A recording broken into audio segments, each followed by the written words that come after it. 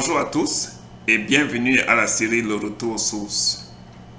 Le Retour aux sources, c'est une collection d'informations visant à interpeller les Africains, qu'importe leur lieu d'origine ou leur pays d'origine, à pouvoir revenir à leur culture, à pouvoir s'identifier et à reconnaître qu'il est important de ne pas rejeter ce qui leur appartient. Ok, j'ai constaté après plusieurs années de recherche et après beaucoup d'études que les Africains ont toujours vu la culture des autres comme étant la meilleure et ce qui leur appartient est toujours une affaire répugnante.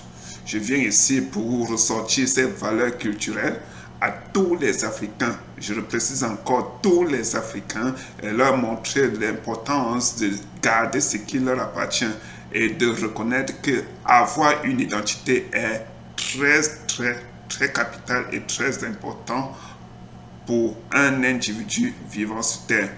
Ok, je m'identifie comme étant un Africain et un Africain bantou. Pourquoi je dis ça? Parce que dans le groupe où j'appartiens, au Cameroun particulièrement, je suis beaucoup plus dans ceux-là qui se reconnaissent comme étant des bantous. Et les bantous sont forment ce groupe de peuples qui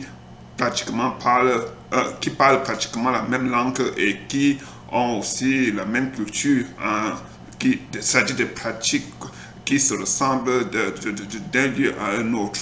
Alors, si je viens ici parler de cela, c'est parce que pendant longtemps, j'étais de ceux-là qui ont rejeté leur culture, qui ont rejeté leurs origines et qui ont refusé catégoriquement que ce qui est de leur culture et de leur origine était une valeur importante à préserver et à conserver. Je l'ai fait en tant que chrétien. Oui, je reprécise, je l'ai fait en tant que chrétien parce que ça fait plus de 27 ans que je pris cet engagement de devenir chrétien et de servir Dieu en tant que chrétien. Aujourd'hui, j'ai constaté que servir Dieu en tant que chrétien et refuser ce qui est à moi était une erreur capitale et une erreur très grave. Je vais prendre le temps pour vous expliquer pourquoi est-ce que je le dis, parce qu'il y aura beaucoup d'informations qui vont être révélées dans tout ce que je vais vous présenter sur les prochaines vidéos. Vous voyez un peu, non? Alors, la première information, la première raison qui m'amène à revoir cela et à revoir ma vie en tant que chrétien est beaucoup plus basée sur un aspect de choix. Oui, j'ai mentionné tout à l'heure que j'ai fait ce choix-là il y a plus de 27 ans de servir Dieu en tant que chrétien.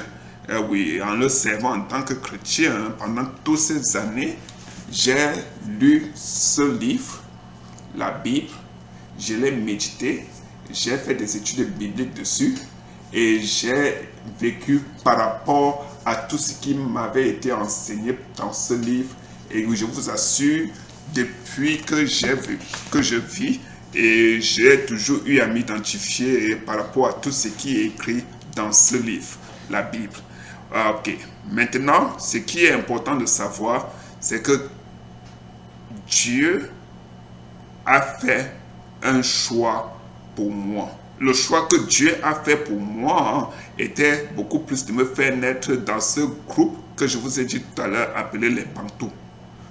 Si je viens poser ces deux choix devant vous, lequel aura plus de valeur? Est-ce mon choix ou le choix de Dieu? Si Dieu avait voulu que je naisse dans un autre groupement, il m'aurait fait naître dans ce groupe et je serais en train de vivre ma vie appartenant à ce groupe, le servir particulièrement en tant qu'un individu s'identifiant dans ce groupe. Vous voyez un peu ce que je dis. Mais l'erreur que j'ai fait pendant toutes ces années où je servais Dieu, c'était que je vivais ma vie avec Dieu. J'ai développé mon intimité, ma relation personnelle avec Dieu en rejetant le groupe où il a voulu bien que je naisse, où il a voulu bien que je me retrouve et que je m'identifie. Alors c'était un peu pour moi, après beaucoup d'années de recherche et d'études, comme je l'ai dit encore tout à l'heure, c'était un peu pour moi comme montrer à Dieu que le choix qu'il a fait pour moi était mauvais quand je rejetais cela. Et c'était préférable que je vive et je le serve avec l'identité des autres. Donc, c'est une question très importante que chacun de vous, Africains, que vous soyez de n'importe quelle origine, vous devez vous poser cette question et savoir exactement pourquoi Dieu a voulu que je naisse là où je suis. Et si aujourd'hui je le sais, comment est-ce que je devrais le servir dans ce groupe où je me trouve, dans cette culture où je vis, dans cette identité qui est la mienne? Comment est-ce que je devais le servir en m'identifiant dans la culture des autres? Oui. C'est pour cela que je suis ici devant vous pour parler de beaucoup de choses concernant et toutes les recherches que j'ai faites pendant toutes ces années, pendant c'est-à-dire d'études et pendant les recherches aussi que j'ai faites de ce livre, j'ai pu découvrir des informations nouvelles qui ne nous ont jamais été enseignées, qui ne nous ont jamais été présentées. Et je viens ici pour ouvrir les yeux aux uns et aux autres par rapport à toutes les informations contenues dans ce livre qui ne nous ont jamais été enseignées, qui ne nous ont jamais été présentées, pour que chacun de nous puisse savoir exactement quelle est la nouvelle attitude que nous devons avoir par rapport à tout ce que nous connaissons de ce livre. Que vous soyez chrétien, que vous soyez musulman, que vous soyez de n'importe quelle autre origine, c'est-à-dire dénomination, vous devez comprendre, vous devez, je veux dire, venir écouter tout ce que j'aurai à vous présenter pour que nous, tous ensemble, nous puissions voir exactement ce qui devrait être des informations, des vérités qu'on ne nous a pas dit, des vérités qu'on ne nous a pas enseignées.